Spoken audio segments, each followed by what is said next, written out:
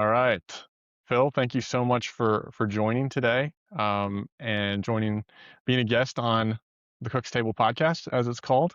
And I'm blessed that you'd say yes to this. I know we just met. Phil and I actually just met via LinkedIn, which is crazy for those listening out there. Cold messaging on LinkedIn does work, and it's a crazy platform. The way that actually, sometimes I feel like it's a dating app or something. Like the way that Mm. you're just like reaching out into the void, not sure if people are going to respond or not. But certainly enjoyed our first conversation, and I have enjoyed looking at what you've been up to. You are a fractional CFO in Orlando, Florida, and I would love to have you just kind of introduce yourself, and give the audience an idea of who you are, kind of the highlights of your career journey have been, and what you're up to right now. Kind of get us up to speed. Well, thank you, Andrew. It's an honor to be on your show. I gotta say, I accepted your LinkedIn invite because you remind me of a younger me, and I thought, yeah, good to get to know you and shop swap podcast experiences. Uh, It's great. by the way, I'm not very good in the kitchen, so my wife got a chuckle when I told her I was going to be on a podcast called The Cook's Table. It's great. Now I'm at the stage in life right now where I only do what I enjoy, and I enjoy being the CFO a lot, actually. Been a CFO for 35 years. I had a long career in corporate America.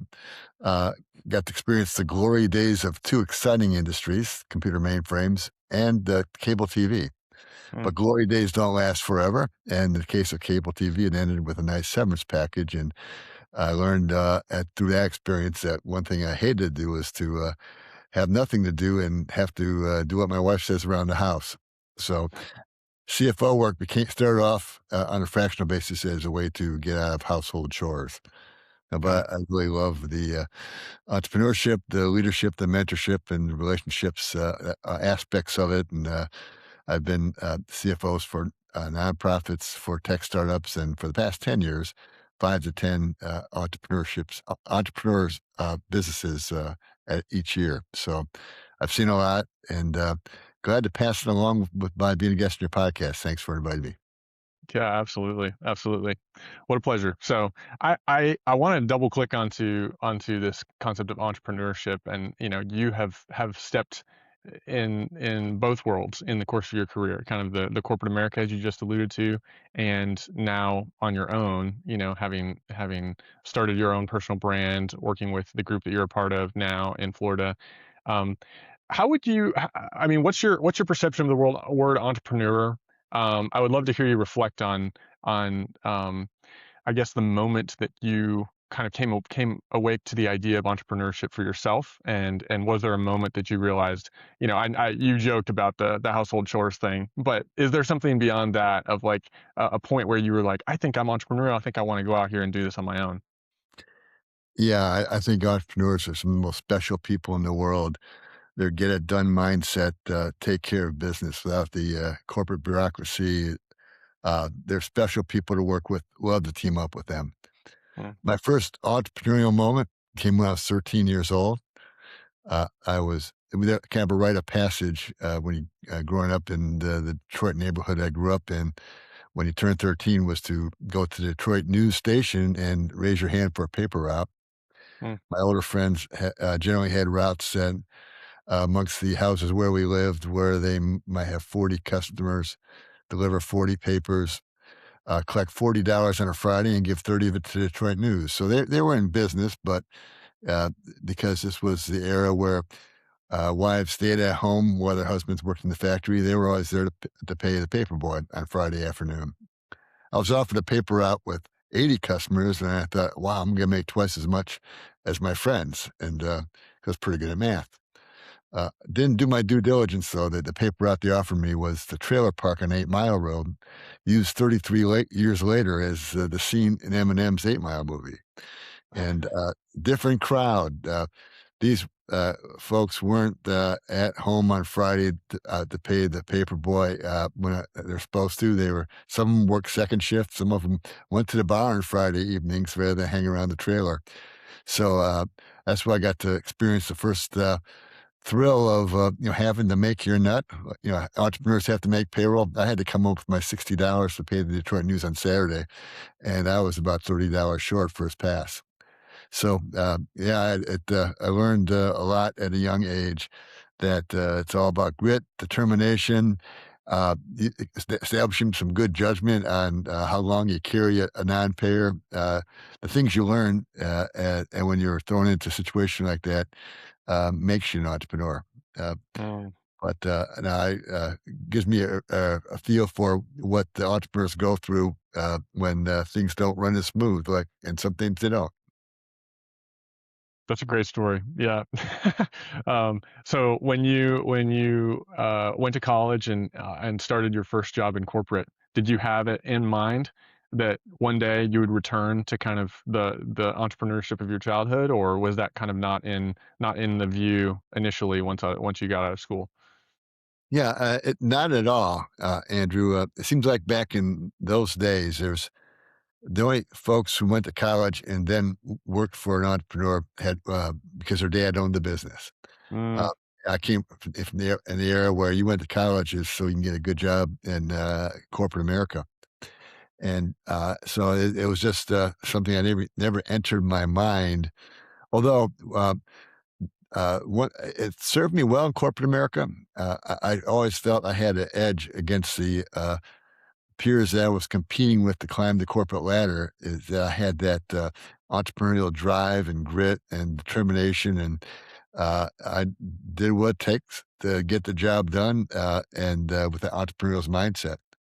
mhm, First controller job, I was 30 years old, and company was growing like crazy. We had 60 controllers across the divisions of the company, and we were ranked every month on our performance. And one of the performance measures was our collections experience, and I always was top of the charts.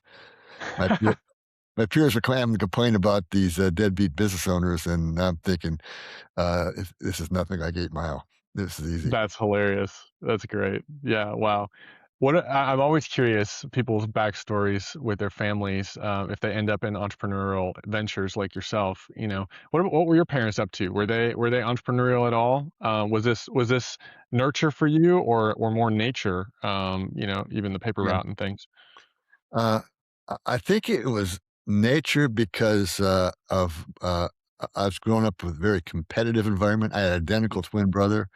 Okay. We grew up in the baby boom era in a Polish Catholic working class neighborhood where every house had 5 to 7 kids. So it was competing at baseball, football, basketball, hockey every waking moment that we weren't in school or asleep. Anything to get out of the house. But I really enjoyed that competitive spirit and keeping score. And that's I think I fall back on how much I enjoyed that. It makes me enjoy entrepreneurship.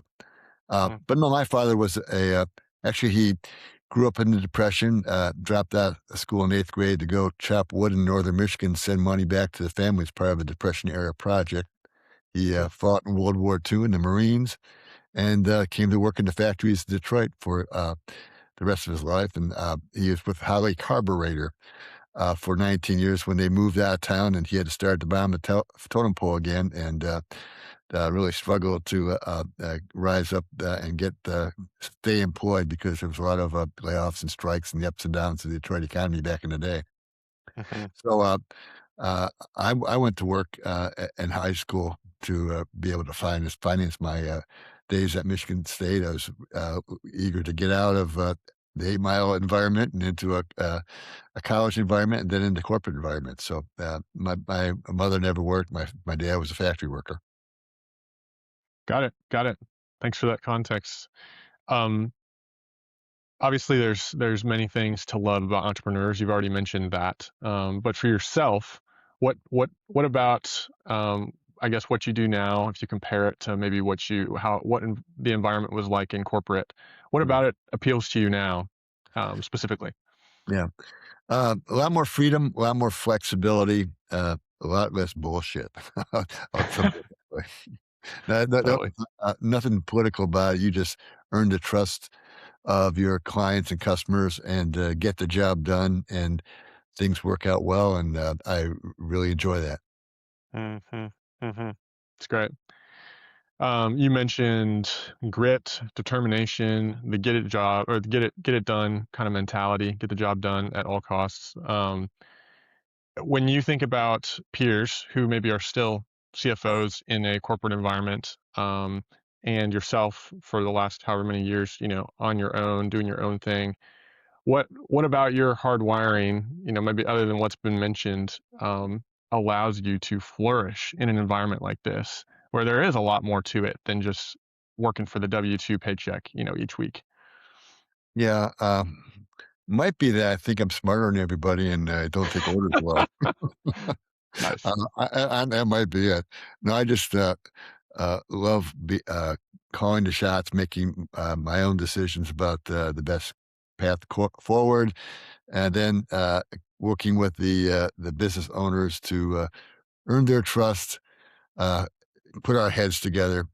Had a wise mentor once tell me that, no one of us alone is as smart as all of us together. Wow, Never forgot that, putting all my knowledge alongside of a business owner who knows their business a lot more than I do, we can make a powerful combination. totally, totally. Any other interesting lessons you've learned about yourself as you've jumped off into entrepreneurship and maybe even in the career in general? Like, Yeah. you've seen a lot. Yeah, no, I've had some good life lessons along the way. Mhm. Um, I learned a lot about, leadership. Actually, my first CFO job, when I interviewed for it, for Time Warner Cable, was to start new operations in Western Ohio. I'll never forget the answer to when I asked the division president who was hiring me, "What do you expect of your CFO?" His name was Bill Zerhut. He's still a good friend, 80 years old, living in Sarasota area. He said his answer was, "I just expect that we'll be there to catch each other when we fall." Mm. And I learned leadership from this man. He was just uh, a guy that people would run through walls for because he knew uh, no one on the team was perfect, but if we had each other's backs, we can move forward with great progress and just would not tolerate any infighting, would uh, forgive when people made the wrong judgment call. But then we work as a team to fight through it. And I watched a team of what looked like good but not superstar folks as a team act like a team of superstars, and I learned a lot Mm. about leadership from that experience. Uh, Learned that a lot about mentorship by just being asked to serve as a mentor for Bright House Network's Women's Leadership Program, where I had to do I was actually I was asked to choose the leadership book for the year for the class of leaders. I was on a team of three that had to do that, so I read about every leadership book on the list in a very short period of time and got in the habit of looking at leadership from a lot of different perspectives. So, CFO is a leadership position. We Mhm. provide experienced financial leadership. So that's as important as the understanding the strategies, the planning, the financial aspects, and that. Wow. Yeah, that's really cool. So, do you find that you gravitate? I mean, obviously, everything is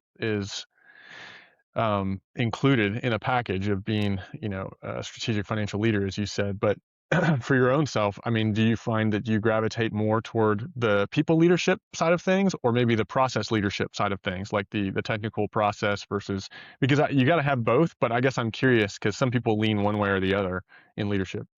No, definitely to the people side. Hmm. Uh, I mean, I had some great management training coming up, working for multi-billion-dollar corporations. And, as a rookie manager, remembering the matrix where, you don't and when you ask to make uh, look at yourself as either what you're people-oriented or results-oriented, the only winning corner of the matrix is both. You Yeah. you have to, take care of the people and nurture and develop them, while you're developing results that one without the other is, not gonna make the cut, and, they used to call that XY leadership, from the management training courses I took 50 or 45 years ago, and I still remember it well. Your question reminded me of it. Yeah, no, I love that. I think that's so helpful. I'm reflecting on some training that I've received around just learning. our unique hardwiring and applying that to communication skills or different things. And I've heard sometimes we tend to be more people oriented or more task oriented, Yeah. and that's exactly what you're referring to. It sounds like is the results versus the people, and it's such a good perspective to know that like you do have to have both. You can't just be content with one. If you want to be a high level leader, you got to have both. So I appreciate that call out there. Um, you mentioned leadership books, like you digested quite a few leadership books. I want to ask you about resources in general, but as we talk about leadership books, do you have one that boils to the surface for you as like your favorite? Uh, Good question. Hard to pick one. Yeah. I'll say probably the one that I've thought about a lot lately is The Go Giver. Uh, Okay. I think that's because I'm at that stage, my give back stage in my life, and really get an appreciation that success is rooted in generosity, at least the best kind of success, the kind you feel good about. So I highly recommend that book for any listeners. But uh, I'm a big fan of Jim Collins, John Maxwell, Stephen Covey. Uh, by the way, the book I chose for our uh, women's leadership circle was Jack Welch's Winning, because Okay. there's that time in our cable days where our monopolistic advantages were being chipped away at by the Verizons, AT&Ts, and DirecTVs of the world. So we really need to instill some competitive spirit. So I always like that book as well. That's fantastic. That's great. Speaking of books, are you familiar with Simon Sinek's Start with Why? Yes, I am. Yeah. Okay. Okay. Well, I like asking my guests this question out of that book is, and I think you have alluded to it even as you spoke about your love for entrepreneurs and the most fun people to work with and, et cetera. But is there anything you would add to that or say a different, maybe a different answer to the question of what gets you out of bed in the morning? What motivates you at your core? Well, to answer the question, what gets me out of bed in the morning? My bladder. When you're my age, Andrew, you'll get that. Nice. I'll say also my dogs, because we rescued a pair of sisters that are now 14 and 12, and they also have Oh, wow. old bladders, so they're waking me up in early, sometimes 4 or 5 a.m. But the Sure. better question is, what keeps me from going back to bed? Yep. That, that's lately it's Claude Code. Uh, Okay. I'm AI. I'm so jazzed up by it. I had this vision that I can almost achieve a level of immortality by dumping my brain into a Claude artifact. I asked Claude to. I described to Claude what I'm trying to build. By the way, I love when you open up your laptop, the Claude Code. There's three words on the screen: build something great. Uh, Mm, 'Cause, I'd love to do that, and my vision of that great thing is an experience where a business owner opens their laptop on a Monday morning, and it's as if a very experienced, talented CFO who has 35 years of skills at that was spent the weekend reviewing your books and coming up with the best set of recommendations for decisions to make for the week to improve your financial performance. And that's wow. I've been for the last 2 months. Claude's been interviewing me on a case by case basis. Something like, "What have you seen? What when you see these conditions or these financial statements, what have you tried? What worked? What didn't work?" And then he asks, "What do you, as an experienced CFO, know to do that the lesser experienced CFOs don't?"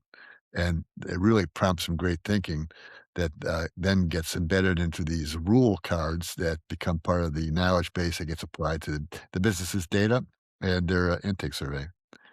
And I'm cranking out intake surveys now to give show at my clients and learning how to build a production grade app, diving into things like GitHub and AWS and Postgres, things I never thought I would do. But it's all possible because of the amazing advances of AI, particularly Claude. That's Yeah, wow. That's incredible. I want to get into that a little bit more as we move forward. But essentially what I'm hearing you say is the idea would be to build a clone of yourself Yeah. and your wisdom across 35 or more years and somehow package that in a app form. So there's like a couple parts of it. It's like you somehow got to download your wisdom, but then you also have to build the infrastructure to. That's incredible. I love that idea, and excited to follow along with where that ends up. We'll get into that a little bit more, but um, that's helpful. Anything else in terms of for the entrepreneur listening out there who is getting a glimpse into some of your wisdom as we go, and your business book recommendations and such. Do you have any other like go-to resources, podcasts, books, seminars, Mhm. consultants, even like people out there who have different business problems? They're listening for recommendations like that. Anything that comes to mind that people don't know about as much? Oh, yeah. My favorite, of course, is the Florida CFO Group. This great brain trust of 33 really experienced CFOs. You have to have been a CFO at least 10 years to be a partner. And that's all we have in our group is partners. We don't have any controllers or bookkeepers. We're all pure CFOs. We're all independent practitioners because the founding principle of the group was that um, we didn't want to have to create a situation where you have to kick up hours to the mothership and hire the people that the agency says you have to hire, and or have a structure between you and your business owner. The agency model has that flaw where there's usually a structure that separates the CFO from the business owner, which creates a uh, split focus and a disadvantage compared to those who have a direct one-on-one relationship with the business owner. Mhm. And that model attracts the best CFOs. I'm so impressed with the knowledge and skills and the generosity of my partners who are always eager to share their insights and experiences with each other so we can all be better CFOs for our clients. And it's the best resource I've come across, and I'm so grateful to be part of it. Mm, it's great. It's great. Anything else come to mind? Uh, uh, I have other networks I'm a part of. I, uh, and the Enlightened Fractional Network we're building. There's a tech startup in Tampa called Fractio that Mhm. was the Innovator of the Year in 2024. It's building software for the fractional AI future, and I'm collaborating with the founder on a podcast series called Enlightened Fractionals. Because one thing I learned is that there's a lot of databases out there to find freelance fractional talent, but h- how do you go? Where do you go to find out who's best for you? Who's Mm, enlightened? And it's something that when you work 10 years for 5 to 10 businesses and you're in a partnership with 30 others who've done the same, we had this advantage of knowing who shines and who doesn't. And so we very often get complimented by the business owners we serve on the folks we recommended come in to fill the gaps that we've observed that would mm, help improve financial performance. So mm. lately I've been getting a lot of those. Hey, thank you for bringing so and so in. I usually want to say, well, who am I, chopped liver? But no, I get the I guess that's what it means to serve. You take a service type role and to let others have a limelight. That's really cool. Um, Yeah, well, let's dive into a little bit more of like the specifics of fractional CFO, and I think, yeah, the Florida CFO Group is truly a great resource, as far as I can tell, from afar and from our initial conversations. It looks like an incredible group to be a part of, and yeah, just I can see the benefit of the way that you guys are doing it because it reminds me of like a almost like I don't know if you're familiar with like EOS and EOS implementers, but it's almost like a model like that where each of them um, reports in a sense or kind of are part of a bigger group with the rest of the EOS implementers in the country, but they all are also by themselves and they run their own show and they have that one-on-one kind of relationship with the client and it there's something unique about that really does help yeah. the relationship, help the client, help the interests be aligned in the right direction as well as you've spoken to. So no, that's really cool. By the I way, encourage. I'm very familiar with and I'm a strong believer in EOS. Are you? It's my number one referral source because the nature of an implementation is the exercise the implementer leads the business owner through to identify where you have gaps, where you have Right. people who aren't. We have seats that don't have the right people in them, and I have a very strong EOS implementer friend in Orlando who's come to us now 15 times with the cases where, hey, I got a client where that they have a gap. You're the Wow. best. To it. That's great. That's great. Yeah, no, I one of my best friends is also an EOS implementer, and yeah, just he's more of a mentor to me than anything. He has really um, given so much wisdom and so much of that thought process and model and framework is just so helpful with so many businesses and very transformative. So, no, that's Quick, cool. That's cool. I figured you were aware of it, but so a quick EOS story. yeah. Uh, uh, John King, the EOS implementer, connected me with one of his clients about 5 years ago, who was the most creative client I ever had. Mm, He had a documentary film company. He won 22 Emmys that he wow. has displayed on his Eagle wall when you walk into a studio. He's in the Songwriter Hall of Fame.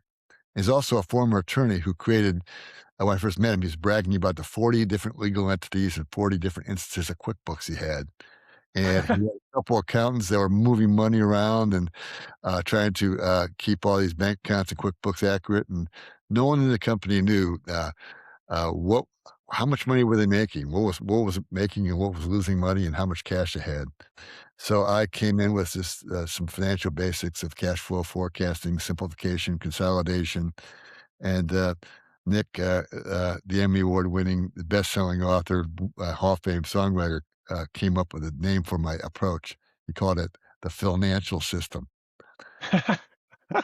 Nice. So my AI app is called Financial OS, and that's what I'm That's great. That's great. All right. People go and check out Financial. That's awesome.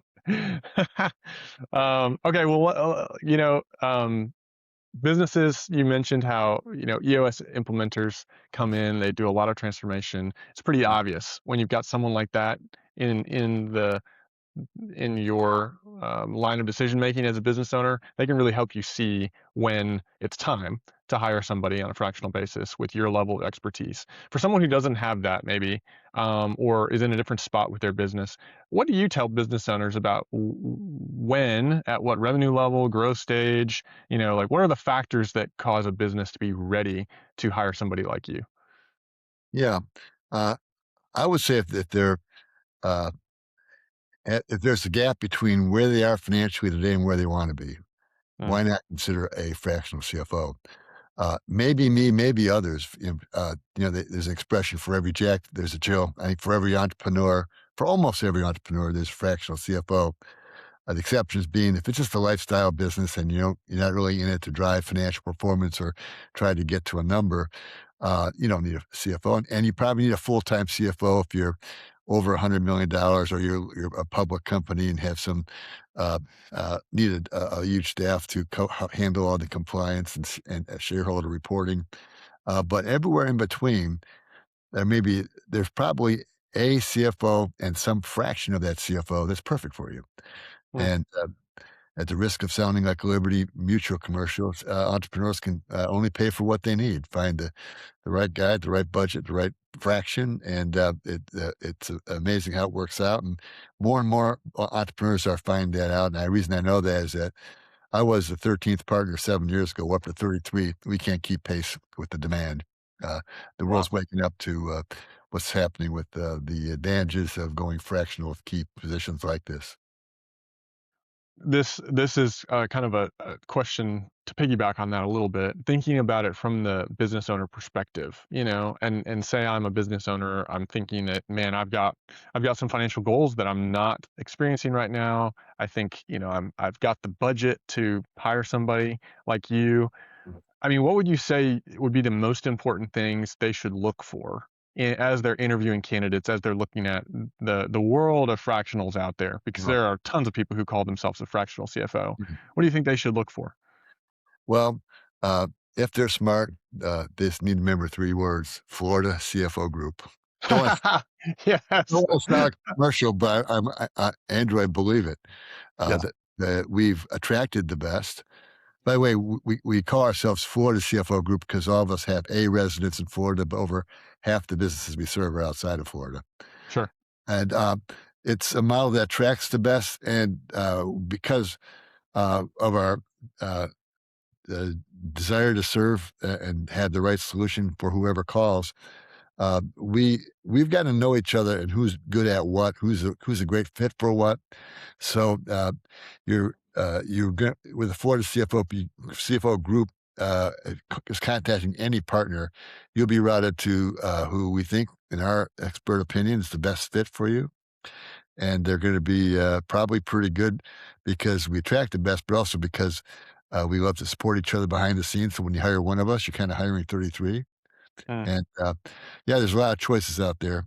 And it's going to be more and more because private equity firms are buying up groups and doing their PE thing to create the efficient value creating agencies that are trying to. But when you go with a group like ours, you're not paying for overhead. You're not paying for return on investment. You're just paying for a CFO and right. great value. I love that. I love that. How important is experience, and like experience in a particular industry from your perspective? Yeah. How transferable are skills on one hand, but then how important, I guess, is the industry niche that you serve on the other hand? Great question. Um, uh, how important is experience? Period is the most first words I heard, and I was going to say I can't imagine what would be more important. That Right. it's a right experience and it's amplified by AI. AI amplifies experience, so I think if you find an experienced CFO who's really learned how to use AI tools effectively, you got a great start. Industry experience is kind of important. It shortens the learning curve.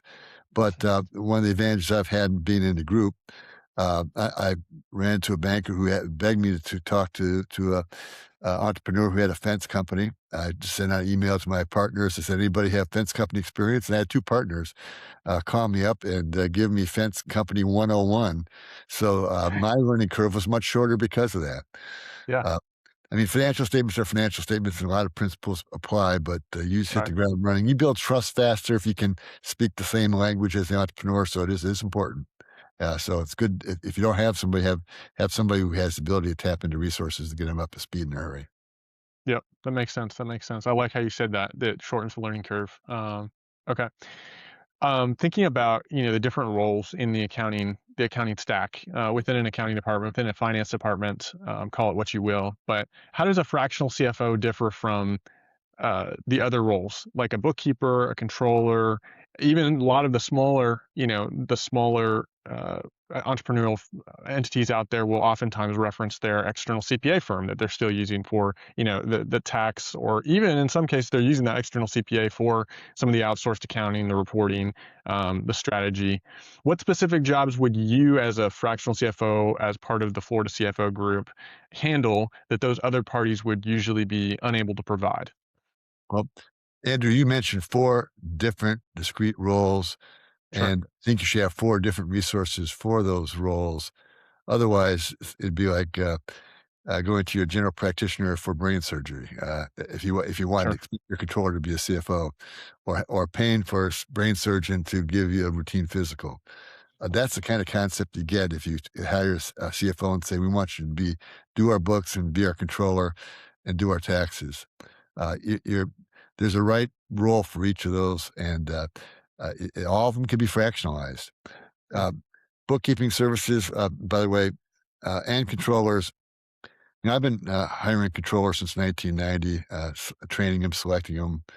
Uh, although I don't do the controller work, the value I provide to a business owner is I can tell them rather quickly how good their controller is, and I can coach their controller to step up and become better. Business mm, owners they're not CFOs, and they don't have that experience, and they have usually taken the word of the controller that, "Hey, I got this handled," and that's one of the reasons you want to have a fractional CFO to validate how well your bookkeeping accounting people are doing, or train them up. Uh, Bookkeeping services these days, we are always looking for the best solutions and always comparing notes about who's delivering the best results. One of my partners happened to be mentoring a woman MIT grad who, in conjunction with a Stanford uh, MBA, created a bookkeeping service using bots and tapping into the top accountants in Medellin, Colombia, of all places, and Hmm. doing great work in terms of undercutting, lowering the cost of that function, and just collaborating so well that they've been knocking it out of the park for me lately. So I'll give a shout out to Prometrics, Katie Oringer, Tommy Fahn, who've created a good company there. So they're my go-to on bookkeeping, but there's plenty of good ones out there. Uh, I have some fractional controllers I've worked with that cover some gaps that they're better at me, and uh, uh, uh, closing the set of books, working through being QuickBooks experts, internal control issues. There are some businesses of certain sizes need to have a fractional controller as well as a fractional CFO. I'm learning that when I get work down to the smaller businesses, we can find ways to not have that position, but uh, there are fractional controllers out there who really shine. I'll give a Mhm. shout out to Sandra Vallejo, who's my favorite go-to controller. And CPA firms are who you should go to for tax returns and audits and reviews if you need to. I've generally found that if you trust bookkeeping, accounting, and CFO work to them, it will be slower and more costly. Uh, Mm. and less focused. Their main role, priority, their existential need is to protect their licensure. So they have review processes, and their mindset is we're not letting anything leave here unless it's buttoned down perfect. And that means you wait till the middle of the month to see how you did last month in your financial statements.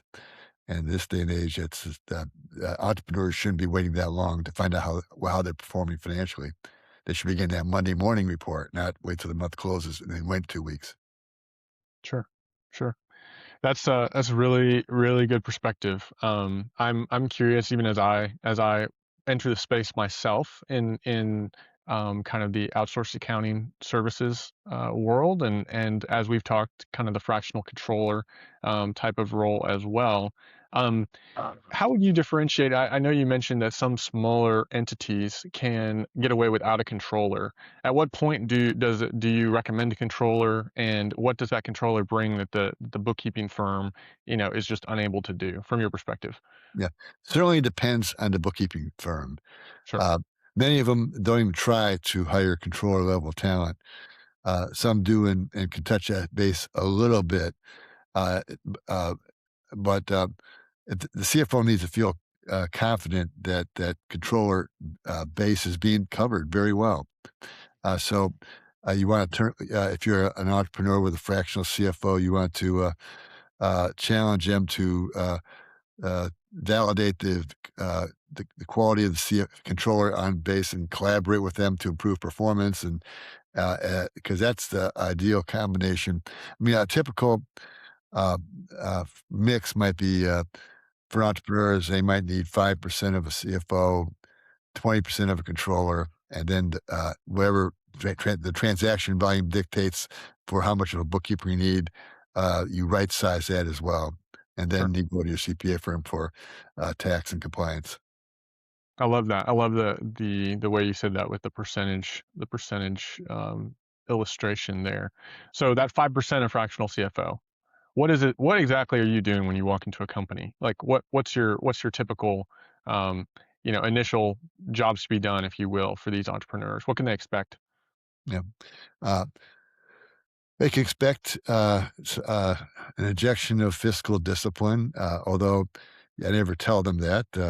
Most entrepreneurs hate being corporate. And by the way, what I love about EOS, it injects a fiscal discipline mindset Mm, that's uh, at at its core, what corporate America was doing for years, but they package it in a way that makes it feel less corporate. And uh, they call them rocks and priorities and L10s, and they have your scorecards. But if you boil that down, it's really corporate fiscal discipline. sure. Um, but what I'm doing for the business owner is uh, help them get clarity and confidence and then better financial results. They uh, I, I'll tell a story from my about 5 6 years ago. I got two phone calls within days of each other. One guy called me up and said, "Phil, I just turned 60. I'm not at my number. I need help getting to my number. Can you help me?" Hmm. And then the other call I got a few days later was, "Phil, I just turned 50. I'm not at my number. I need help getting to my number." Uh, Something about when you hit that, when your first digit of your age changes, you take stock in how you did versus what your target was. And Sure. if you don't apply a cadence of quarterly and monthly disciplines and goal setting and budgeting and action planning and issue resolution, the number doesn't happen by itself. So Right. we first first thing I do is understand what the goals of the business owner is. Is it exit? Is it a target number? Is it pass down some generational wealth? I really want to get aligned with what is his why and what is he aiming for. And then I work through okay, let's talk about if you want to get there in X number of years, here's what you got to do year one, two, three, and four. Is that doable? Are you going to need additional financing?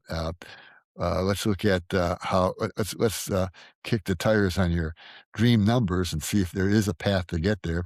And if there is, we lock it down with budgets, goals. EOS is a great way of keeping people focused on the rocks and with generating traction. So, if not EOS, we the financial OS system, by the way, has an accountability section to it where I don't call it rocks and act to dos. I call it instead commitments and action plan. Hmm. Uh, but in a sense, that's all we the core of what we do is get people to uh, understand the numbers, create a plan, commit to it, and track it, performance on a regular cadence to force you to resolve the issues that are keeping you from getting there. Makes sense. That's really helpful. Yeah.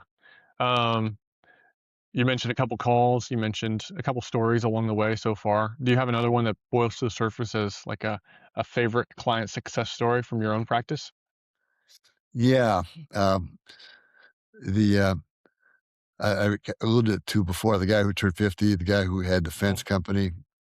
Uh, when I first met him, his business was like 10, $11 million. And he's a very ambitious guy. We got him to triple his business in 4 years and work our way to much bigger numbers. And um, I remember one day I'm walking the dogs. He's my Thursday client. I would just go to see him once a week. And it wasn't a Thursday. I got a call. I'm out walking the dogs. And it was Shane says, "Hey, Brandy," his wife was riding to work with him. He said, "Hey, Brandy wants to say something to you." And then he hands the phone to Brandy, and Brandy says, "Phil, I just gotta say how much we," and she couldn't finish the sentence. She broke Wow. down in tears and handed the phone back to Shane, and Shane says, "Phil, you made Brandy cry." And I just that meant so much to me, that level of appreciation, that raw emotion of gratitude. Never got that in corporate America. I got some nice bonuses, some nice perks, but I look back at what was meaningful to me, and that was meaningful. Being able to Mhm. shape good people's lives in a way that they're so grateful they break down and cry. Wow. Wow. That's incredible. That's really cool. Okay, let's talk a little bit about um, Fractio, I guess. Actually, I did want to talk to you about your podcast as well. They both No, have podcasts associated with them, so we'll get to both of them. We already mentioned the CFO Coffee Talk podcast briefly at the beginning of the call. Um, you're going to be releasing another season of this, which is tell us what season number that is and where yeah, people can go and find that and what you guys what it's all about. yeah. Season 6 should start in June. Uh, we've had 5 seasons of 20 episodes each, Mhm. using the Netflix convention. This finished up uh, S5E20 back in February. And so I've now had the opportunity to have 100 shows with great guests, uh, a mixture of experts, entrepreneurs, authors, and my partners. We did something because you remember Baskin Robbins 31 flavors of ice cream. We kind of have 31 flavors of CFOs, although right now we have 33. Sure. I had a sequence where I asked each of my partners to pick your adjective, the blank CFO. So that in addition to being a Florida CFO Group partner, they had a sub brand, the strategic CFO, the entrepreneurial CFO, the fix it CFO, and 17, 18 others. That was kind of fun to do. Uh, Hmm. but season 6 starts in June. It's first 4 seasons were only available on LinkedIn because we did it to try to generate our LinkedIn following. And I think we grew from 500 to 6,000 followers by doing that show. No And kidding. then Wow. we last season, I started launching in all the podcast platforms. We are on Apple Tunes, Apple Podcasts, Spotify, Podbean, you name it. So Wow. it's available on all the podcast platforms. Does season 6 have a theme, or is it just kind of it'll be based on what guests end up coming on and that type of thing? Yeah, good question. I sometimes they end up with a theme just because of what's a hot topic. Sure. AI was definitely a hot topic last season, and I'm sure we'll have some AI talk this year. But I don't have a theme for season 6. I got a few authors lined up. I got the head of the Florida Institute of CPAs because we had not talked CPAs on our show yet. We've had all kind of folks, attorneys, HR experts, scientists who turned entrepreneur last season. We venture capitalists, investment bankers. We had, and yeah, we had a wealth advisor who was our 100th show episode, who just finished his 100th show. He had interviewed Rick Reeder, who was rumored to have been the Federal Reserve Chair next after Powell. Wow. Uh, and he claims he jinxed him out by having him appear on his podcast. Oh Uh, no. he, he was excited about interviewing Rick Reeder. I was excited about interviewing the guy who interviewed Rick Reeder. Yeah. Yeah. No, that's really cool. What can you tell us? I want to double click on the whole LinkedIn thing because that's some surprising results. 500 to 6,000, and this I'm assuming is a company page. What can Yeah. you tell us about what you've learned about using LinkedIn as a platform? Just some high flyby advice for people out there who are thinking about using LinkedIn strategically for their business. Yeah. Um, actually, when my startup days, I worked in the social media space for a while, and learned that algorithms change from time to time, and it pays to follow the trends. When I started the show, is when I saw that LinkedIn had made a strategic decision to try to become a major player in the podcast space. So they were giving extra priority to LinkedIn live shows.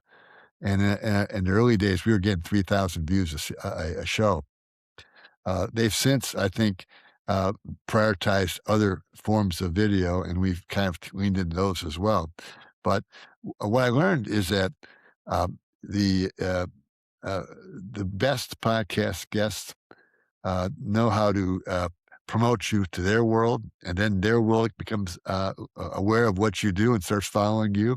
So, guest selection's key. Finding guests who have big followers and know how to promote their appearance in a way that draws attention to you as the Hmm. host. That's very powerful. Totally, totally. Yeah, no, that's fantastic. I've definitely been inspired by a lot of people who have had some success on LinkedIn, and it's crazy. I've tried other platforms just for fun as I've gone, and um, granted, each platform has its own recipe and algorithm, and I am a newbie. I'm a beginner in so much of the content game, but I'll say my best results so far, just for those listening, have been on LinkedIn, which is crazy. And maybe it's just because I'm a better writer about business topics instead of speaking on Instagram about something, more personal in nature. But I had a couple posts accidentally have 50,000 impressions, 90,000 impressions, and as a beginner on some of those other platforms, TikTok and Instagram, you don't get anywhere close to that, and you get average like 200 views or something like that. So Plus, it seems to be. it's where our audience is, right? We want our Yeah, as fractional CFOs and controllers, the sure. people we want to reach on LinkedIn. It does seem, yeah, it just does seem like an underrated tool. So for those listening, that's good perspective for them to hear. So, um, talk about the Fractio side of things. I know you already mentioned that a little bit, but then the enlightened CFO, is that one? Is that what that Enlightened show is fraction called that you're a elite producer on? fractionals. The Yeah, enlightened fractional. Yes. we've had fractional marketing people and HR and chief operating officers and even an employment attorney and it's a podcast that tries to excuse me tries to draw attention to the uh, right people who handle the fractional role in a really value centric way. They create Hmm. values for the people they hire them. They have values, and they are a value in that uh, they're doing things the right way. AI is kind of a challenge or a test for the fractional people because there are those who think, I can get the work done in less time, charge a single amount. That's a one-time trick. I've seen that. I've been on the receiving end of that, where someone turns in their big 80-page sales handbook and doesn't say that it only took them half hour on AI. Um, Uh, but that you have to be transparent. You have to be generous with AI. That's one of the characteristics of an enlightened fractional. And therefore, you also don't want to charge by the hour anymore. The attorney we had on, I saw him do a 5-minute talk called "Tell Your Attorney to Kill the Billable Hour." hmm, Because if you are trying to, and you know this from if you are a homeowner, have to pay a handyman, and if you pay for the job, he seems to get it done quick. If you pay by the hour, he takes his time. Uh, sure. the entrepreneurs want things done with speed, and they don't want to pay for your time; they want to pay for the result. So that's what Fractio is about. It's a software system designed for the professionals who aren't charging by the hour; they're charging by outcomes or value created. What's the key to charging by outcomes effectively? Because it can sometimes be hard to pin down and hard to communicate well about those things as a fractional. What's your perspective on that from all the work in this space? Yeah, depends on the nature of the job. For a CFO, you're not talking about, I'm going to charge you for these analyses and these financial statements. That's not the nature of the beast. If you are some marketing roles, some software development roles, you want to charge, or even like for attorneys, the attorney I mentioned that instead of sending an hourly invoice for developing a employee handbook, he just will come up with a flat rate. Hmm. For me, it's about agreeing on a budget with a business owner and agreeing on a set of goals, what we're trying to accomplish. It's about a regular touch base where we know whether or not we need to modify the goals mid-course and not forcing a commitment for a long term.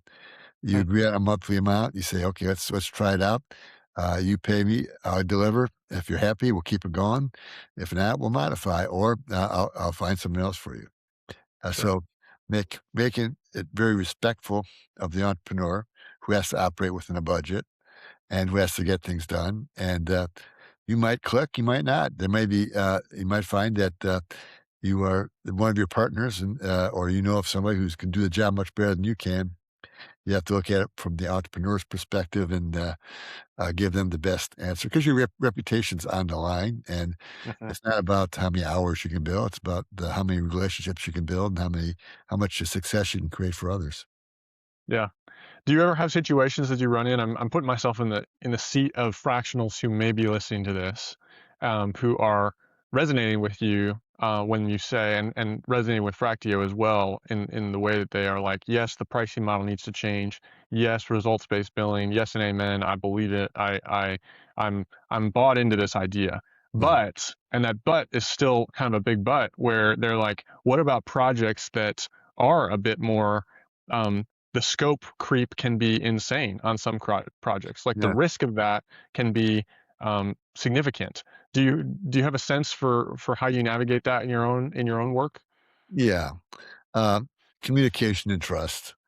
Uh, Mm, you just, I'm a big believer in frequent, meaningful communication, conversations uh, between the entrepreneur and the service provider. So the expectations are aligned, surprises are communicated. And most entrepreneurs, especially the ones you want as long-term relationships with, don't want to take advantage of the fact that you may have underscoped. Uh, Sure. they're you want to have business relationships with decent people who are fair. So I wouldn't worry about that one padded. I would work on the relationship rather than the pricing strategy. I like that. That's great perspective. Okay, diving into your favorite topic, just a little bit more AI and the future there. What do you think the future looks like specifically for fractional CFOs and the way that they work? How will things change from your perspective? Yeah, in ways we can't even imagine. Sure. I I was watching CNBC. I think earlier this week, a couple days ago. Ray Dalio from Bridgewater was on. Hmm. Who, by the way, he also wrote a great book called Principles, mentioning business books. Yep. And his quote was, "With AI, you're either on the tip of the wave or you could be drowned by it." Mm, So that's how I feel about AI. Uh, invest yourself in it. Uh, well, I see, Andrews, there's a lot of rationalization. People fear that they hear about security breaches, they hear about hallucinations, they hear about superficiality. Each of those, yeah, does happen, but it happens less to the folks who don't invest themselves to learn how to offset those risks and mitigate them. I hired an AI coach last year, and believe me, I grilled him on uh, how do I know this is going to be secure? right. How do I know the data is going to be valid? And there are and the best risk mitigation is learning, trying, and persisting to keep those things from happening, and not using it as a rationalization not to proceed. Uh, Maybe because I saw two big industries, computer mainframes and cable TV, rationalize the good old days because they were so profitable, and they did not jump in with as much fervor on the new waves of PCs and the internet. And Mm, it's yeah, rationalizing your way to take comfort in the comfortable past you built is going to be the end of you. So break that habit, dive in, and start swimming to get to the tip of the wave. that's yeah, it's great perspective and really informed by your career, which not everyone has that wisdom, to offer there as well. So what are the biggest changes you're seeing in your practice, more specifically, as a result of AI? Like what level of AI adoption are you at right now? I guess maybe. Yeah, uh, probably much further ahead than most. I invested heavily in training. As a Florida CFO Group, we have the sponsorship of AI Salon, St. Pete, Tampa, having our fifth event next Wednesday. Great events. They kept getting bigger and bigger. We had 175 at the event in March of thought Wow. leaders and enthusiasts getting together to compare notes. Because, like I said, we're smarter together than we are individually. Find your network, get plugged into people who can teach you along the way.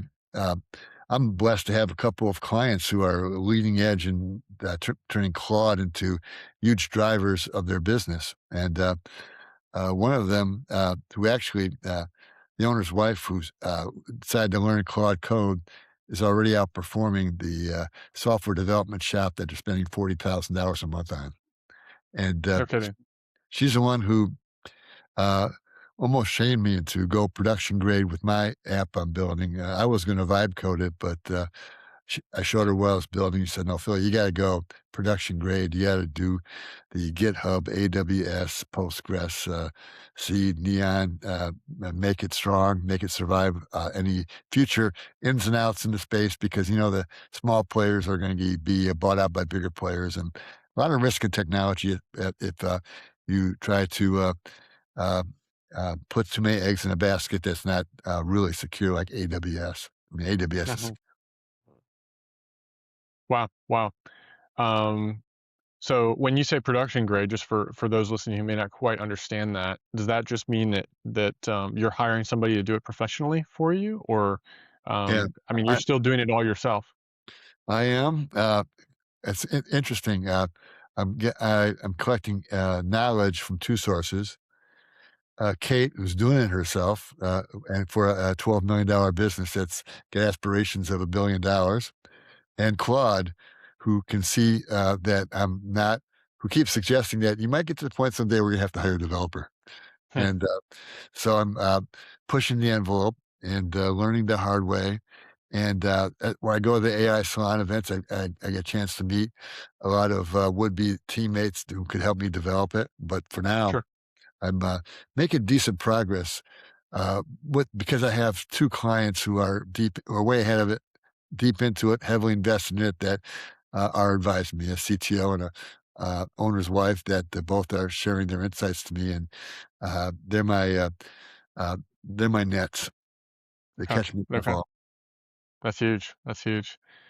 Um, in terms of kind of the nitty gritty of your offering to clients, what's a favorite application? I know you're building this other app, on the side that will eventually be probably rolled out to your clients, I would assume. But what's your favorite current application of AI? If we get down to the granular, like, oh, it saves time in doing this Yeah. task or that task. Well, in the early days, just great research Hmm. tool. Had a client, $100 million concrete company that was trying to decide where to make his next capital investments. One thing I learned about ready mix concrete plants, you can only be 45 minutes away from your customer. So if you want to expand your business, you got to buy new property, build new plants. Wow. And he had to decide where to make his next big investment because he had bought 4 pieces of property. And how you decide? Well, in the old days, you hire a consultant who might take a month, charge 40, 50 grand to do a report saying, we've done all the research and here it is.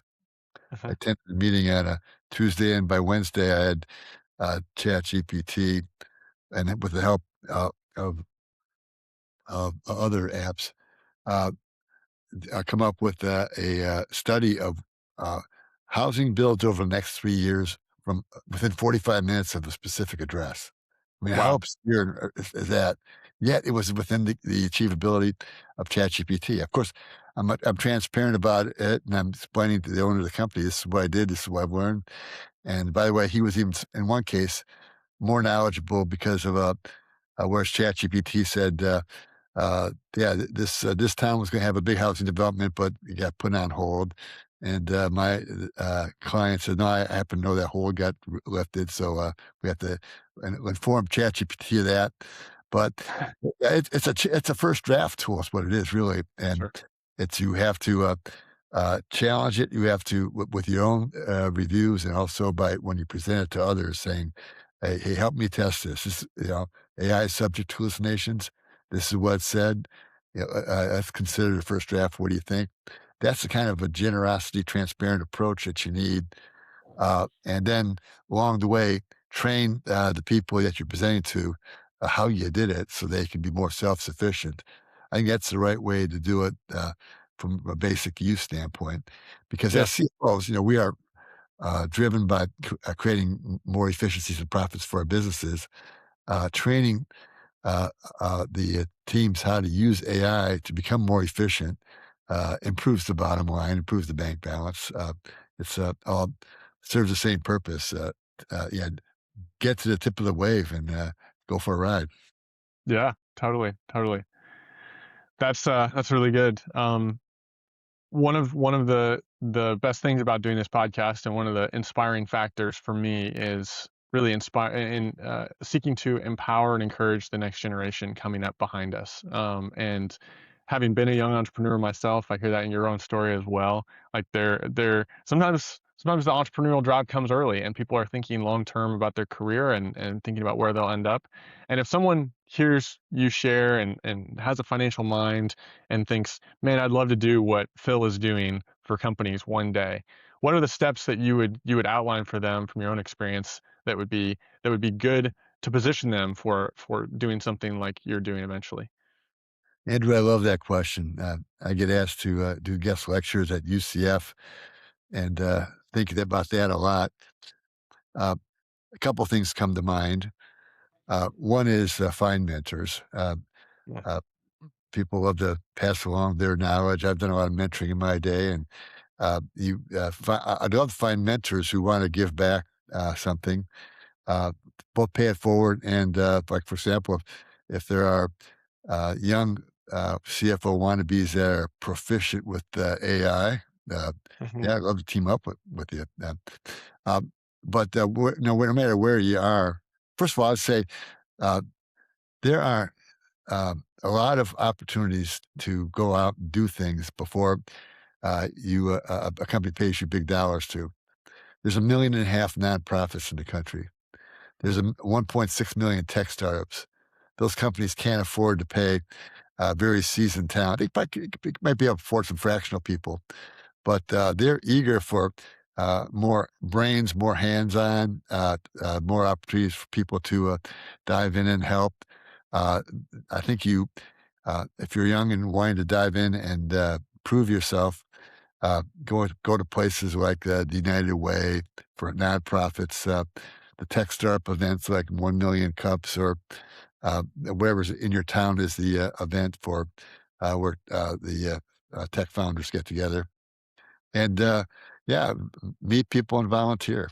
You learn by doing. And if you're in a situation where you don't have, we could give up a lot of time for not a lot of income. There are a lot of places that are willing to take your brain and put it to good use. That is fantastic. Yeah, that's a good perspective. I mean, I think it's what I thought you were gonna say was go get a job in corporate like I did and work Mhm. your way up, and then someday you'll be where I'm at. But and I'm not saying that's not what you would say. Like I think there's probably wisdom in that, and obviously your path has been highly successful for you in that. And I think people will hear that and think to themselves, "Oh, I could take a similar path to Phil." But I didn't expect you to say, go and just donate some time to people who really need it and gain experience doing that. I think that's brilliant. I think that's a great insight for so many young people who might be listening. So, And get a I side hustle appreciate that. too. I mean, I find so many young professionals have side hustles, which means they're also Yeah. entrepreneurs. So Yep. they often have their feet in both worlds, corporate and entrepreneurship. Totally. Totally. Yeah.